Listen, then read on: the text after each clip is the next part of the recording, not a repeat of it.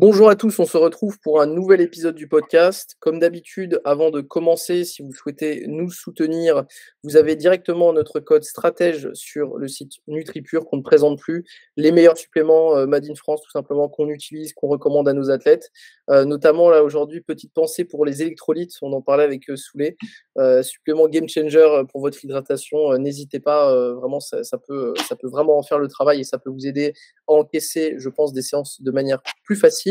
Et si vous souhaitez prendre un coaching, directement acheter une formation ou tout simplement découvrir l'ensemble des services qu'on peut vous proposer, vous avez directement le site internet dans notre description.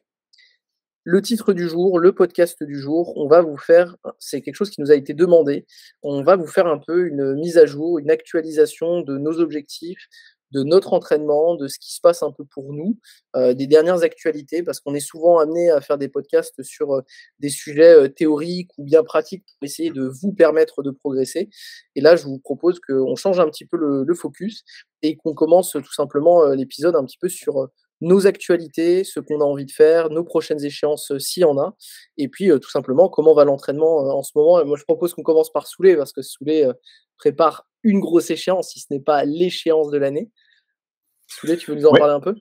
ouais, avec grand La bonne plaisir. surprise. Ouais, donc pour ceux qui ont un petit peu suivi, en ce moment, c'était un petit peu le stress parce que je savais pas si j'allais être envoyé au championnat du monde ou pas. Parce que, bah, du coup, j'ai fait une performance qui était un petit peu en dessous de ce qui était attendu et derrière, il y a pas toutes les catégories qui sont doublées en équipe de France, en fait. Il faut que les 2 athlètes soient podium potentiel pour pouvoir être envoyés. Donc, bah, c'est le cas. J'ai été 3e, aux nominations sur le listing Goodlift pour les championnats du monde junior. Donc, bah, agréablement surpris, ça fait plaisir. Ça me laisse, une chance, de prendre ma revanche un petit peu sur cette compétition des championnats de France et de terminer tout simplement les années juniors en beauté puisque mine de rien, c'est passé très vite. Je me souviens encore quand j'étais en sub junior en 2018, mais là, bah, dernière année junior et ensuite, direct pouf dans le grand bain avec les Open, quoi. Donc on va faire en sorte de terminer en beauté. Dans tous les cas, il y aura pas de regrets. On fait ce qu'il faut pour être en forme, on se donne à fond et le résultat, c'est entre les mains de Dieu, comme on dit. Et j'allais dire, concrètement, ça s'est soldé par enfin, tu es redevenu un peu plus, sérieux à l'entraînement dans le sens où là, tu t'entraînais toujours, mais c'était plus en mode, plaisir et cetera, de ce que j'avais compris? Ouais, concrètement, en fait, ça a été un petit peu, en dents de scie, on va dire, depuis les championnats de France, dans l'attente de cette réponse. Au début, clairement, j'avais la haine, j'étais déprimé, allez, c'est bon, j'en ai marre. Après, gros pic de motivation quand on voit qu'on est sur le listing. Après, on commence à faire les calculs, à se dire, ah ouais, mais lui, il peut passer devant, nanani, nana. Du coup, petite baisse de motivation. Mais au final, là, ouais, je suis de retour. Je suis ma prog à 100%, tout est fait de A à Z. J'essaye de faire en sorte d'être dans de bonnes conditions quand je fais mes entraînements. Pas de problème d'hydratation, de nutrition. J'arrive, je suis en forme, je suis motivé. Donc pour l'instant, ça se passe plutôt bien. Je suis sur ma 3e semaine actuellement du premier bloc de cette préparation pour les championnats du monde. C'est une préparation qui sera composée de 2 blocs de 5 semaines. Donc là, on est à 3 semaines sur 10 en gros. Et concrètement, je sens que bah, les 3 mouvements reviennent plutôt bien. Je dirais que bizarrement, le mouvement qui est le plus à la traîne, c'est le squat, parce que j'ai fait quelques modifications techniques en ce moment. J'essaye de standardiser au maximum, etc. Pour le coup, le bench, ça se déroule plutôt bien. C'est dans la continuité de mon précédent bloc où j'ai retapé les 170. Et le terre, bah, c'est la première fois que ma technique elle est aussi stable, on va dire, aussi loin d'une échéance. Donc c'est assez prometteur. Reste à fixer un petit peu le squat, mais je me fais pas trop de soucis, ça devrait aller, Inch'Allah. Et concrètement, par rapport à ta période d'entraînement un peu flexible là, que tu as décrite, Ouais. après les championnats de France, qu'est-ce que tu as changé? Parce que là, tu t'entraînais toujours enfin, de toute façon, tu t'entraînais toujours en FA, en fait? Ouais. Donc concrètement, c'est quoi les différences qu'il peut y avoir, je pense pour ceux qui nous écoutent, entre, Souley Primed, Souley qui s'entraîne, dans le but de soulever un trophée et bah, à l'inverse, un entraînement un peu plus en détente, quoi? Ouais, bah, le Souley Primed, il fait pas ses accessoires déjà. Non, non, maintenant je l'ai fait. Mais, on va dire Oh non, il que a parlé d'accessoires, 10 minutes de podcast, il a parlé Ça des y est, il a accessoires. invoqué Oh Roman, c'est non! terminé. non, concrètement, là, cette période en dents de scie, en détente, ça se traduisait par, un petit peu plus d'accessoires justement, parce que j'avais pas envie de me ramener à la salle et faire 6 séries de squats. Concrètement, j'en avais vraiment pas envie.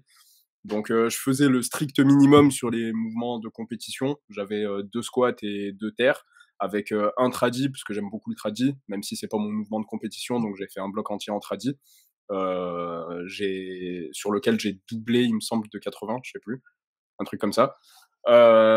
Ensuite, il y avait pas mal de... Enfin, pas mal. J'avais une variation au bench qui m'a bien fait kiffer, c'était le master grip. Concrètement, je mettais les mains sur la partie lisse de la barre et je poussais. Et je sentais que, même si en soi, je l'avais mis un petit peu pour le délire, j'ai senti que quand même ça avait de bons effets positifs au niveau de mes épaules et tout. Et je sais qu'avec Romain, on n'est pas d'accord sur ça, mais c'est un autre débat, hein, on va pas en Non, parler. mais justement, je pense qu'il faut qu'on en débatte devant tout le monde. Et je pense qu'il faut que Roman nous aide à trancher.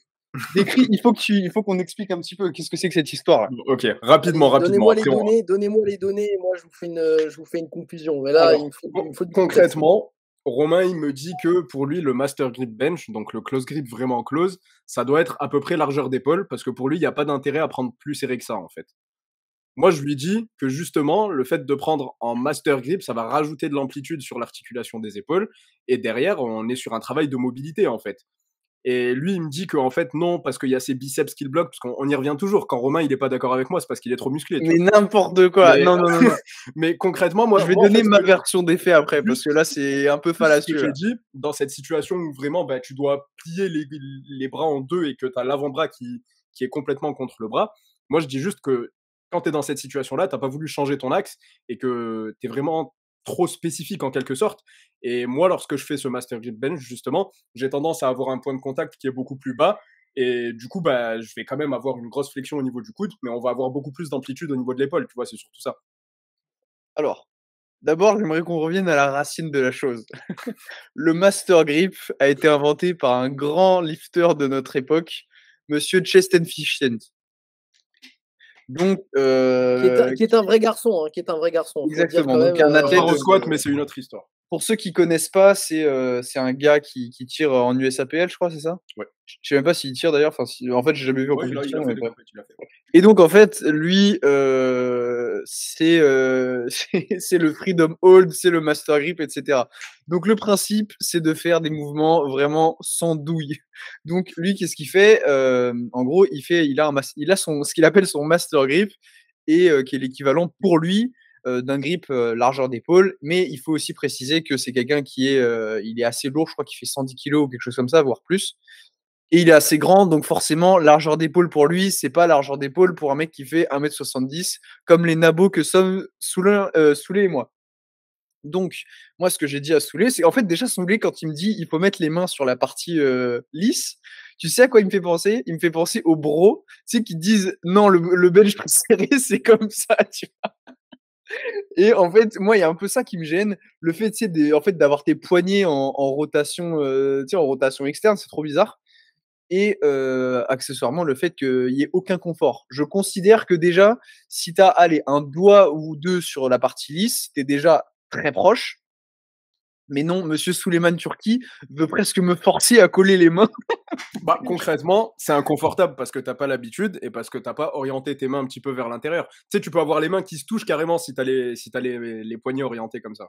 Bah oui, mais en fait, même je trouve qu'en termes de stabilité, et cetera, en fait, pour moi, le risque par rapport aux bénéfices que tu peux avoir. Oh, le risque! Oh, le deadlift d'Oron, c'est dangereux! Oh my god!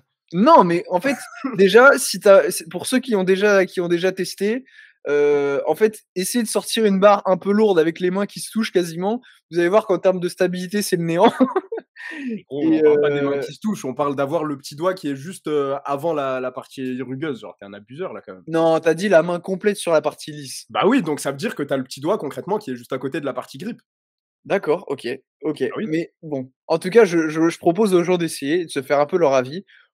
Pour moi, c'est Moi, en je fait, propose aux gens d'essayer, mais pas sur une séance comme tu l'as fait et à la même charge non, j'ai que pas essayé ton. sur une séance. Je te signale qu'on l'a fait tous les 2 dans les coulisses du Silent Worker Meet là. Ah ouais, super, super moment pour essayer. C'est Mais non, scientifique, tu bref. sais, c'est bien étudié, c'est au bon moment, quoi. C'est Non, après une mais ce que je compète. veux dire, c'est que pour moi, il y a forcément un bénéfice à chercher une prise serrée, mais j'estime qu'il y a en fait, je pense que le débat, il est là-dessus. Il y a une comment?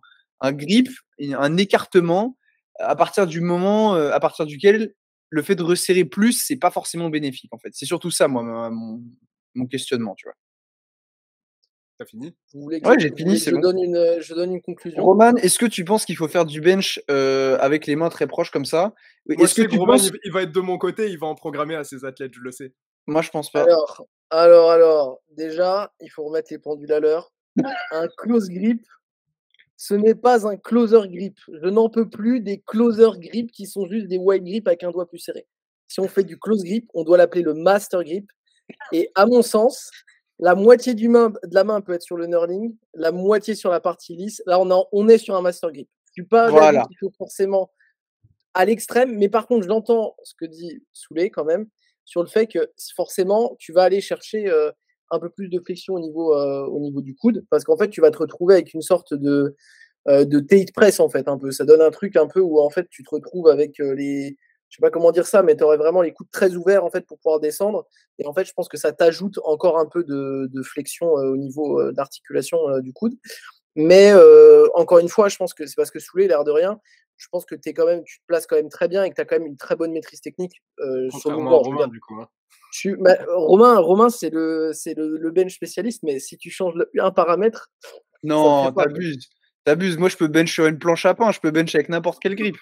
Il est vexé. Ok, bah c'est parti. Demain, dans ta programmation, Romain, il y aura du bench en supination. Mais tu sais que j'en ai déjà fait. Ouais, bah pourquoi pas. Moi, je fais de l'incliné et tout, les gars. Ah là là là là, ok, bodybuilder. Dites ce que vous voulez, hein. Fâchez-vous comme vous voulez, je m'en fous. Mais non, mais je pense qu'encore une fois, ça dépend de ton confort perso, mais je pense qu'il faut trouver toujours le bon compromis entre plus d'amplitude et de la stabilité, parce que si tu as beaucoup d'amplitude mais que tu es pas stable, tu peux pas forcément suffisamment te challenger. Et je pense que l'idée de Souley sur ce mouvement, c'était aussi que ce soit un mouvement purement hypertrophie. Mais voilà, Souley, quand il fait du master grip, il fait pas du master grip barre vide non plus, quoi. C'est pas le gym bro qui fait tu sais, les extensions triceps et ensuite il superset avec un coucher serré barre à vide, tu sais, pour faire le superset des triceps. Mais encore une fois, je pense qu'il faut tester, il faut voir aussi en termes de confort perso. Mais Moi, why not, juste, je pourquoi pas, hein. rajouterais que si vous testez et que vous n'êtes pas à l'aise, c'est pas une raison pour pas le faire. Parce que moi aussi, j'étais pas à l'aise au début. Non, mais c'est vrai. Concrètement, personne n'est à l'aise comme ça parce que on n'a jamais travaillé sur ce genre d'amplitude et dans ce genre de position et tout. Donc forcément, les 2 premières semaines, tu vas pas être à l'aise, tu vois.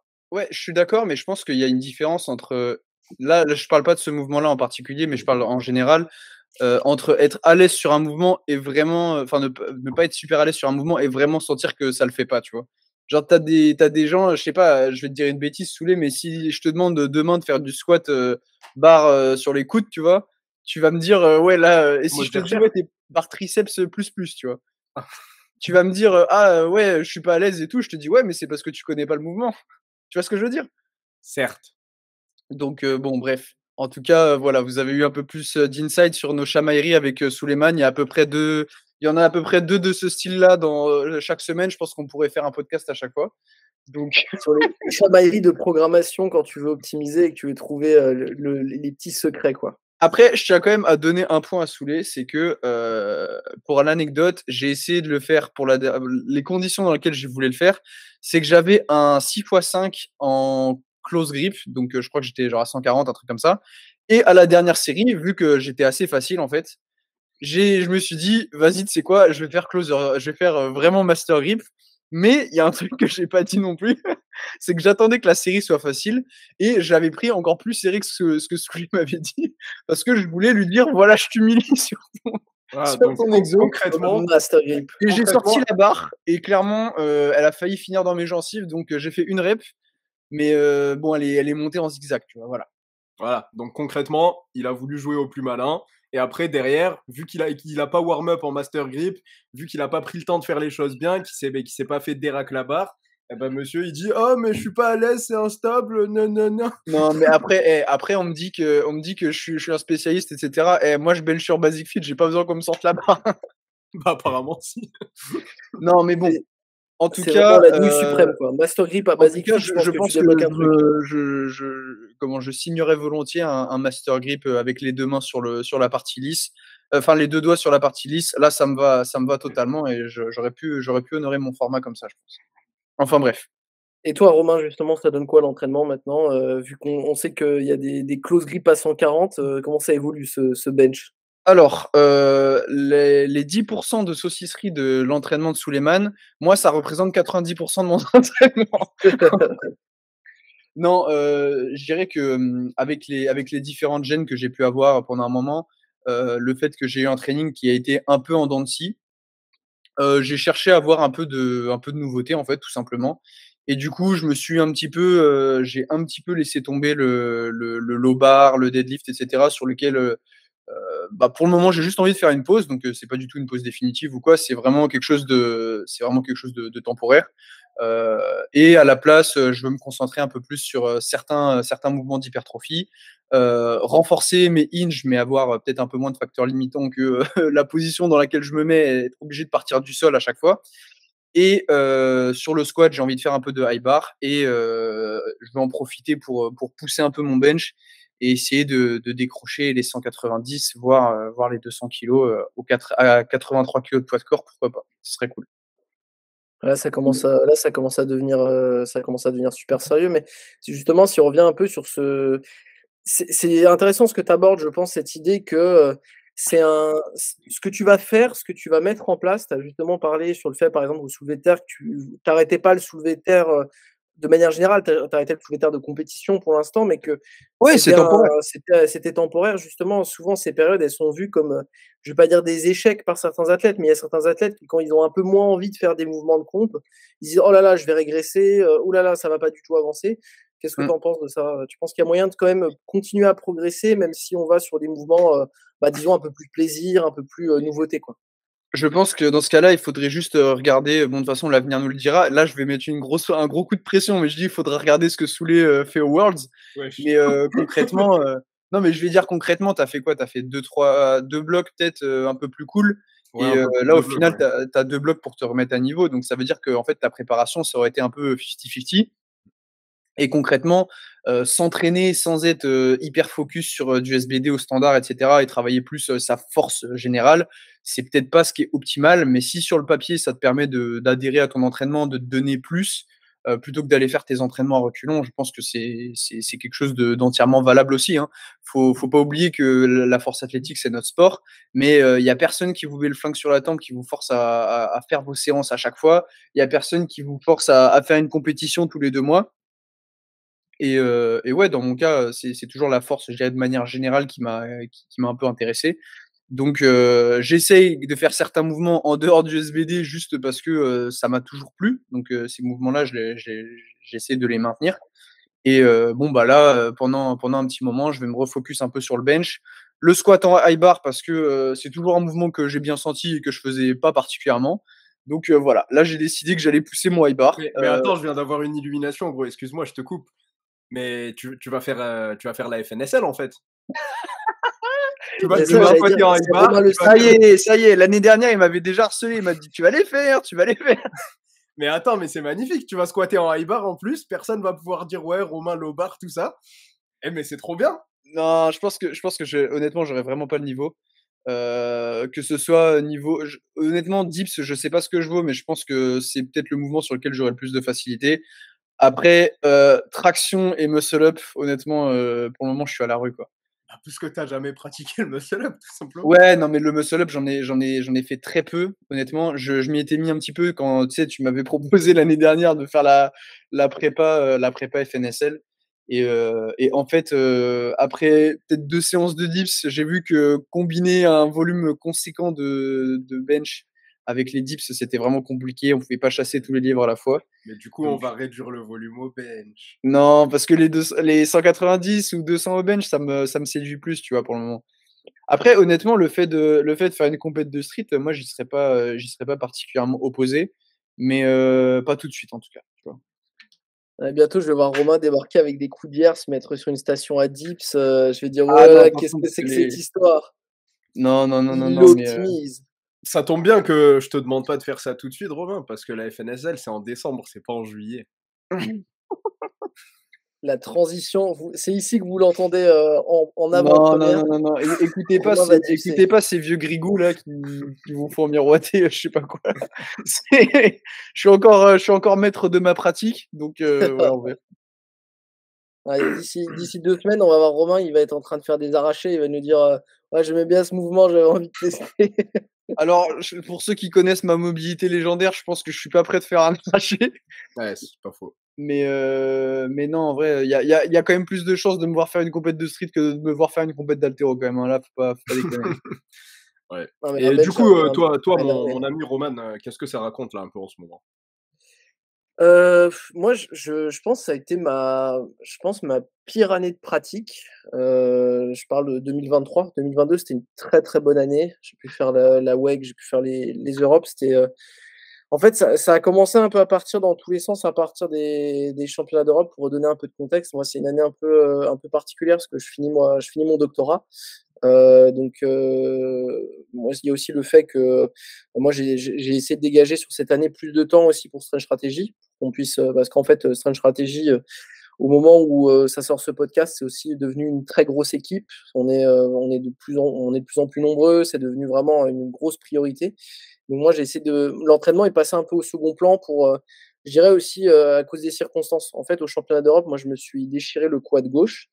Ça a mis un peu de temps, en fait, à revenir. Donc j'avoue que pendant cette période-là, en fait, c'est difficile de rester vraiment focus quand tu as déjà assez peu de temps pour t'entraîner parce que tu mets la priorité sur d'autres choses. En plus de ça, tu es blessé, donc la réhab, en fait, le problème de la réhab, c'est que c'est le facteur temps, il est incompressible, quoi. C'est-à-dire que tu as ce facteur temps qui est là et contre lequel tu peux pas aller plus vite que la musique. Donc j'ai mis bien 3 mois, je pense, à vraiment retrouver, en fait, je pouvais squatter assez vite, je dirais 1 mois après, mais vraiment me sentir très à l'aise, ça a bien mis 3 mois Bah, en fait, ouais, c'est et ça, tu as eu ton bloc où tu pouvais pas re-squatter tout de suite. Donc je ouais, me c'est ça. souviens, on faisait, je crois que tu avais fait du squat sans genouillère, il y en avait même pas beaucoup, c'était plus, split squat, ce genre de truc. Ouais, c'est ça. Sachant qu'il y avait eu non, en fait, c'est même pas exactement ça, je crois qu'il y avait même eu un mois où tu pouvais pas du tout faire de squat. Bah, en fait, Ah je non, ça pouvais c'était faire, pour après, ça c'était ça après. c'était après, ça j'ai eu après en fait, j'ai enchaîné 2 galères. C'est-à-dire que donc, on a réhab avec Romain et bon ça voilà, on a suivi le plan classique, hein, réintroduction, en fonction de l'amplitude, qui était conservée, isométrie, enfin tous les classiques de la réhab et encore une fois, ça voilà, je veux dire, on a rien inventé, on a repris les classiques qui fonctionnent, on les a fait, de manière intelligente et j'ai pu revenir, sur un squat, à peu près correct.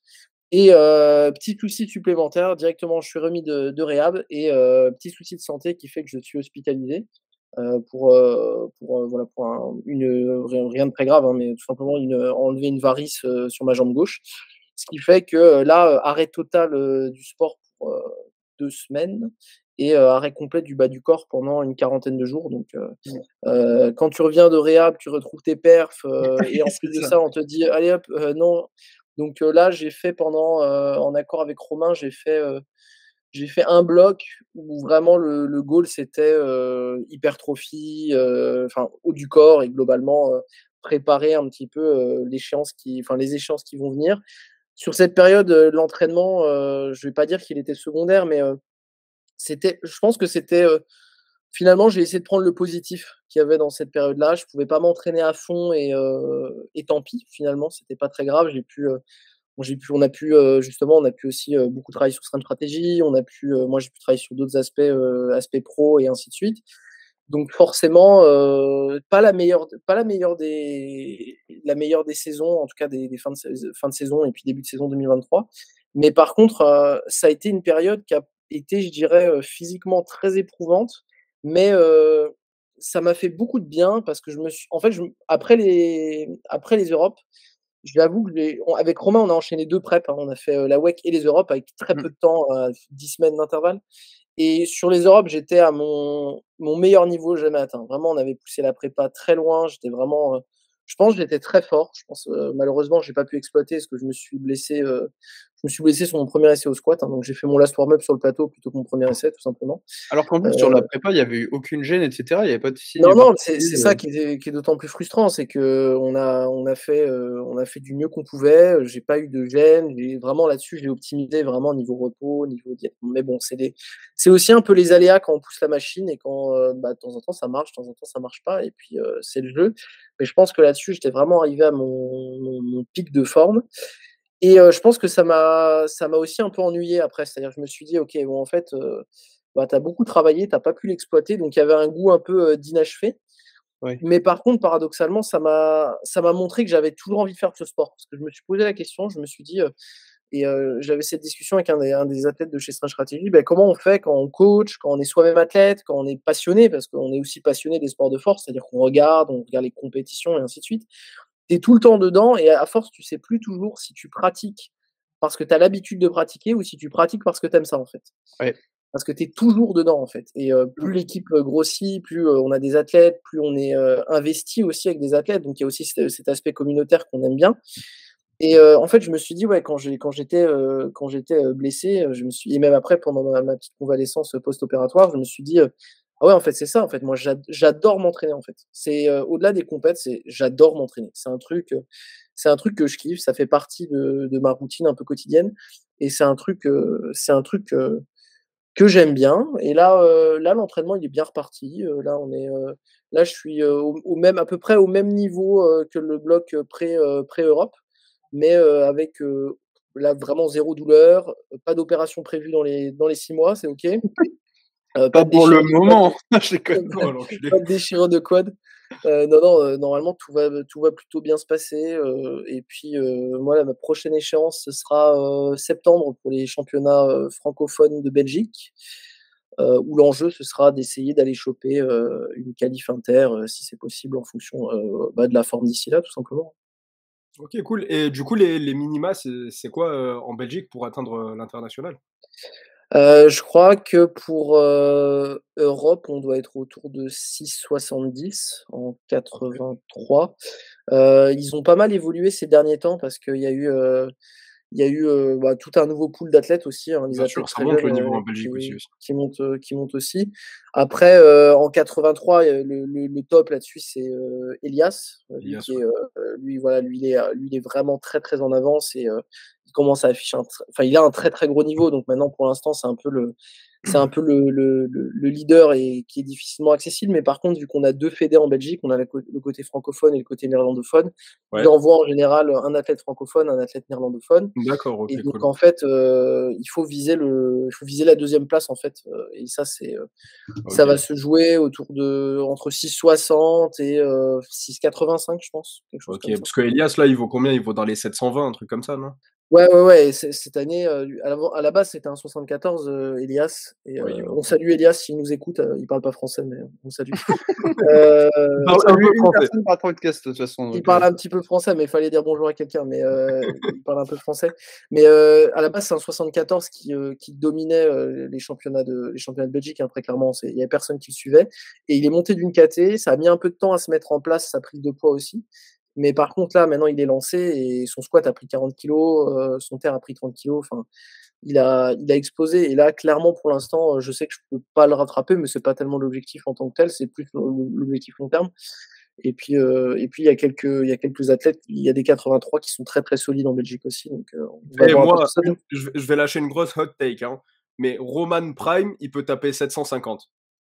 Le le hot take là c'est plus qu'un giveaway là. Moi, je pense. J'ai pas dit à ton prime, genre que t'as déjà atteint, mais Roman qui est primed, il peut taper les 750. En vrai, le premier palier, vraiment moi le palier que j'ai dans ma carrière, moi je me dis c'est 700, 700. bien sûr. 700, je me dis là ça commence à être vraiment cool. Et puis voilà, moi c'est là-dessus je suis content parce que je pense que j'avais besoin un peu de ce second souffle de me dire que j'avais encore envie de m'entraîner. Et puis on va voir un peu, on va faire une bonne saison, on va faire ça bien, on va maintenant on sait voilà avec Romain on sait très bien, ce qui fonctionne. Je veux dire là-dessus maintenant c'est un peu du vu et du revu donc il y a plus qu'à avancer Et puis, kiffer quoi, parce que sinon, c'est vrai que si tu t'entraînes, l'air de rien, ça prend du temps de s'entraîner et si tu aimes pas ce que tu fais, encore une fois, tu peux l'adhérence, c'est l'élément numéro un et en fait, nous, je dirais nous non plus, on n'y échappe pas en fait. C'est pas parce qu'on coach nous-mêmes, c'est pas parce que, on vise des places inter ou n'importe quoi qu'en fait l'adhérence, ça reste le facteur numéro un en fait. Et si tu aimes pas t'entraîner, si, tu perds le goût de l'entraînement, bah, si tu t'entraînes 4 fois, 5 fois semaine, bah, en fait, tu vas pas avoir envie de le faire, en fait et ça, c'est vraiment, Et ça, je pense que par contre, c'est quelque chose qui doit s'observer sur le long terme et avec du recul, à mon avis. Il faut pas se dire, «Ah, j'ai fait une mauvaise séance, ça y est, perte d'adhérence, je vais changer de vie, je vais repartir faire ma vie à Tahiti», tu vois? C'est plutôt, dans une optique long terme, tu vois? Se demander si, OK, notre avis, il est pas biaisé, par, je sais pas, peut-être, une mauvaise séance ou à l'inverse, tu fatigué ou tu es un peu blessé et cetera, donc tu envie de voir autre chose. Je pense que c'est bien de prendre son temps, de se demander de quoi on a envie et comme Roman le disait, de temps en temps, de faire une pause et de voir si ça manque vraiment, parce que si ça manque pas, faut pas se priver de faire autre chose, hein. Ouais. ouais et Moi, puis, par exemple, c'est en ce moment, je joue à Mario Kart. Et tu fais de la lutte. Non, la lutte, c'est pas trop ça. Ils ont retiré les tatamis au club, j'ai trop la haine. Ah là là là c'est là, pour ça faudrait que c'est tu pour fasses ça la qu'il Nantes, a hein. la c'est pour ça qu'il a la def maintenant, c'est la lutte. Donc faites de la lutte. Non, mais c'est et même il y a aussi un autre aspect, c'est, tu as le droit d'aimer t'entraîner et finalement pas faire de compétition, en fait. En fait, moi, je me suis rendu compte que ce que je préférais, c'était m'entraîner. J'aime bien faire de la compétition, mais c'est pas l'objectif absolu pour moi. C'est-à-dire que je suis de nature assez compétitive, mais pas vraiment, envers les autres. C'est plus envers, j'ai envie d'atteindre des objectifs et par contre, je pense que vraiment le truc, le tournant aussi, c'est que je me rends compte, en fait, que vraiment coacher, ça a pris une place très importante dans ma vie, je pense et qu'en fait, vraiment, j'aime ça, en fait. Ça a dépassé le fait de, simplement, une activité que j'aime bien, c'est vraiment ça fait partie j'ai presque plus de plaisir à voir mes athlètes faire de la compétition que moi-même, en fait Mmh. et ça, c'est aussi un cap, je pense, un truc qui s'est un peu débloqué cette année parce que, bah, tout simplement aussi, on a été sur quasiment, je pense, toutes les échéances. On a eu des athlètes sur à peu près, je dirais pas tout, j'ai pas envie d'être dans l'absolu, mais Non, c'est difficile d'être partout, mais en tout cas, on s'est pas mal déplacé, quoi. ouais, ouais et puis l'air de rien, on a quand même un roster qui commence à être vraiment sympa et puis, c'est ça qui est super agréable, je trouve, c'est qu'en fait, il y a vraiment, cette dynamique de progression et qui est très satisfaisante et très amusante, en fait, je pense, et ça je pense que ça a été une année importante, pour moi là-dessus aussi et puis, voilà, hein, pour encore, voilà, moi ça me motive encore, toujours plus, je pense que Strat Stratégie, c'est aussi, voilà, c'est une super aventure et encore une fois, je pense qu'avec, chaque fois des nouveaux membres qui la composent, à chaque fois c'est un moi j'aime de plus ça grandit, plus j'aime ça aussi, ce partage, et cet accompagnement donc ça a mis un peu les pendules à l'heure et je pense que c'était important. Sachant Ça, que c'est encore une fois, Roman aime beaucoup s'entraîner. Il aime tellement s'entraîner que même à Basic Fit, en heure de pointe, il prend son pied. Donc c'est pour vous dire à quel point il adore ça, quoi. et d'ailleurs, si vous pensez que les salles commerciales, c'est un frein pour progresser, il faut voir le podcast qu'on Ça a y fait est, il est dessus reparti. J'ai remis et une pièce dans la machine. c'est reparti et vous vous rendez compte que j'ai toujours pas parlé des assistances. C'est vrai, c'est vrai. Tu as eu du mal Mais tout à l'heure, mais on a vu que ça te démangeait. c'est pas fini, mais c'est pas fini. Et justement, est-ce que vous les gars, là on a parlé sur les aspects un peu, je dirais, sur nos parcours sportifs, personnels. Est-ce que vous avez, vous des objectifs, sur, on va dire plutôt la casquette, suivi, coaching, disons plutôt la casquette stratégie, pas notre casquette athlète? Est-ce que vous avez des choses que vous avez envie de développer? Est-ce que vous avez des objectifs? Est-ce que vous avez, est-ce que là-dessus, pour que tout le monde puisse avoir un peu une actualisation aussi de cet aspect de nos personnalités. Souley, toi, est-ce que tu as des objectifs, des choses extra stratégiques que tu as envie d'accomplir, de développer ou Mmh, alors moi, dans un premier temps, je vais limiter mon nombre de places, en coaching parce que, bah, mine de rien, ça prend du temps si on veut être investi avec chacun des athlètes et plus j'ai d'athlètes, plus je me rends compte, que, bah, faire, toutes les progs le week-end, c'est plus une vie et qu'il faut que je commence à les faire, sur la semaine et cetera. Enfin, c'est toute une organisation, en fait et pour avoir toujours le temps de développer ce qu'il y a autour de Strength Strategy, donc pas juste les coachings, pour avoir le temps de, bah, du coup, le temps de m'entraîner et cetera, je pense que je vais limiter à 30 places. Là, actuellement, j'ai 25 athlètes, donc concrètement, il me reste 5 spots et ensuite c'est bouclé et tout ça, ouais, dans une optique de préservation de la qualité des suivis Et sinon, bah, après, là, avec Romain, on est en train de bosser sur la formation d'auto-coaching. Donc, c'est quelque chose qui va être vraiment différent des autres formations. Ça va s'étaler sur 6 mois et ça va se faire par groupe. En fait, pareil, on va limiter le nombre de places et il va y avoir quand même une sorte de communauté, une sorte d'engagement auprès de ceux qui suivront cette formation-là. Et il y aura un accompagnement qui fera que, bah, à la fin de ces 6 mois-là, vous saurez vous gérer tout seul, tu vois. C'est ça, c'est vraiment une OK. formation qui a pour but de vraiment pas pour les coachs qui veulent coacher des athlètes, mais c'est vraiment, orienté sur vraiment un athlète qui, veut se coacher lui-même. S'il y a des coachs que ça intéresse, je suis pas sûr que ça soit la meilleure formation ou en tout cas la plus adaptée. Là, l'idée, c'est vraiment d'avoir un groupe avec des athlètes qui veulent se gérer eux-mêmes, qui veulent échanger entre eux et qui veulent pourquoi pas être un petit peu supervisés pour, à l'avenir devenir un petit peu plus indépendants. C'est ça. Donc là, OK. c'est maintenant, c'est tout de suite. Donc là, je sais pas quand est-ce que le podcast, va sortir, mais c'est dans un futur très proche, en gros, qu'on devrait ouvrir les préinscriptions. Et sinon, mis à part ça, bah, là, on a le week-end de cohésion qui arrive, du coup, la semaine prochaine, si je dis pas de bêtises, dans 8 jours. Donc voilà, ça aussi, c'est un gros événement qu'on organise pour améliorer la cohésion au sein du groupe Stress Stratégie. On s'entend tous déjà très bien, c'est très cool. Mais le fait de se réunir tous ensemble, de s'entraîner ensemble, d'avoir des activités, tout ça, bah, ça crée une émulsion collective, si je peux dire. Émulation. Émulation, c'est comment on dit? Émulsion, c'est sûr que c'est quand ça Une s'énerve. émulsion, c'est Top Chef ça, C'est mais Ouais, ça. mais je commence à avoir faim, c'est pour ça. ça doit être ça. Mais j'allais Mais dire oui, ça permet aussi de se rencontrer en dehors du cadre peut-être un peu parfois stressant de la compétition qui est, bah, du coup, vu qu'on a des athlètes d'un peu partout, ça permet ouais, d'avoir un truc qui est un peu plus détente, et surtout moins stressant. Il y a pas d'impératif et cetera, autre que, finir noyé par saoulé dans la piscine, si jamais vous faites des retours trop tard le soir. et notamment si vous vous appelez Mathieu, le combat tient toujours. Les audios de 10 minutes de Yanis aussi. Dommage, il vient pas. Lui, j'aurais fait de la lutte avec lui. Tu peux pas abîmer la bosse. Ouais, c'est la bosse qui m'abîme. Et toi, Romain, est-ce qu'il y a c'est quoi tes objectifs en parallèle de l'entraînement? Est-ce qu'il y a des choses que tu aimerais pouvoir faire, des choses que tu aimerais pouvoir développer?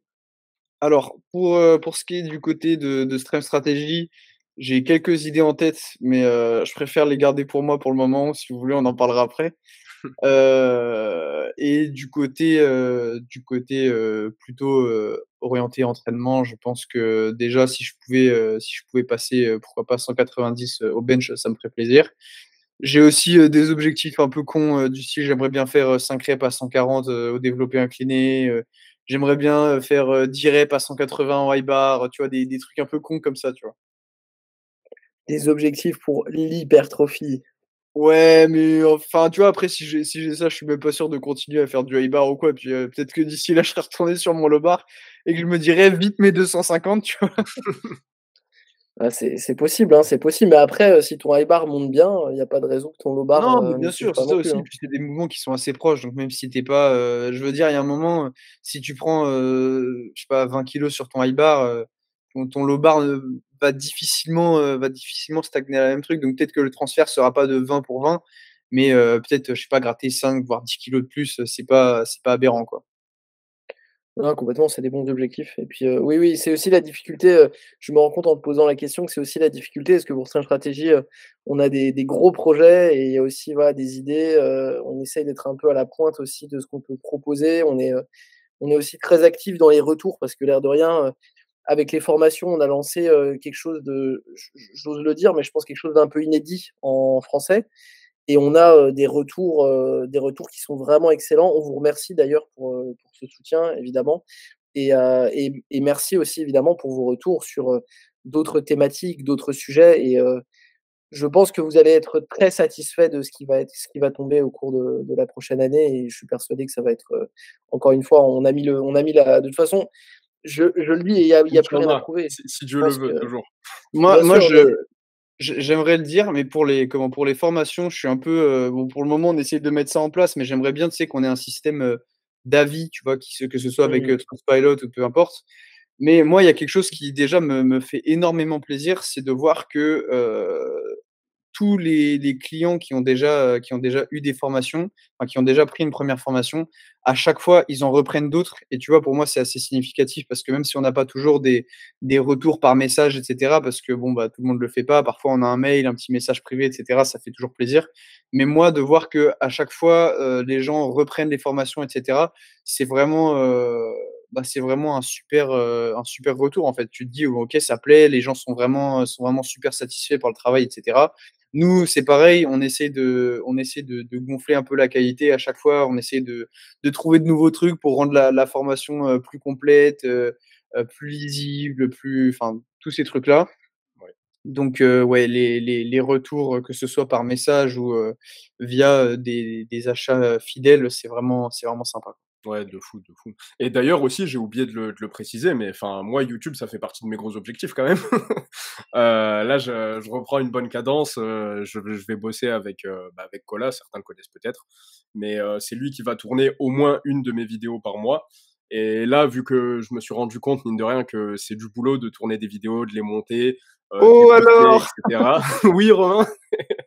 Et ben, du coup, on réduit un petit peu les objectifs, parce qu'on se rend compte que c'est pas viable. En fait, les objectifs que j'avais établis, ils étaient viables dans un cas où tout était parfait, qu'il n'y avait pas d'imprévu, pas de déplacement, etc. Et je me rends compte que ça arrive jamais. Donc là, Les déjà, résultats, une vidéo en 4 mois. voilà, par exemple. Mais du coup, on va se baser sur 2 vidéos par mois. Et normalement, ça devrait le faire. Là, on a repris la semaine dernière. Et je suis en train de boucler le montage de la prochaine qui est censée sortir, du coup, pas ce week-end, mais le week-end d'après. Donc, on croise les doigts, mais Inch'Allah, ça devrait le faire sur ce rythme-là. Et je Ouais. pense que c'est ce qui fait aussi la particularité, en fait, un peu de je dirais du projet Strange Strategy, c'est que à chaque fois, moi, je vais même vous faire une petite confidence, c'est que moi, les formations, il y en a certaines que j'ai que j'ai regardées, en fait. C'est-à-dire, j'ai même moi-même suivi certains modules parce qu'en fait, je pense qu'avec, que ce soit Souley avec sa chaîne YouTube, que ce soit, les formations, que ce soit le contenu sur Instagram, que ce soit les podcasts, en fait, ce qu'on on est parti de tout simplement vouloir vous proposer ce que nous, on espérait aussi pouvoir trouver, d'essayer aussi de répondre à ce je pense que c'est ce qui fait qu'on a autant et ça nous fait extrêmement plaisir parce qu'en fait, à chaque fois, ça avance et à chaque fois la formation d'après, elle est encore mieux et en fait, elle prépare encore une autre formation. Enfin, je trouve qu'à chaque fois, c'est super satisfaisant et on vous remercie pour ça évidemment parce que c'est aussi grâce à vous, voilà, qu'on continue à garder ce cap et le podcast est aussi un exemple, hein, parce que l'air de rien, je crois qu'on arrive à quasiment, 30 000 heures d'écoute, avec, tous ceux qui ont déjà écouté ces épisodes.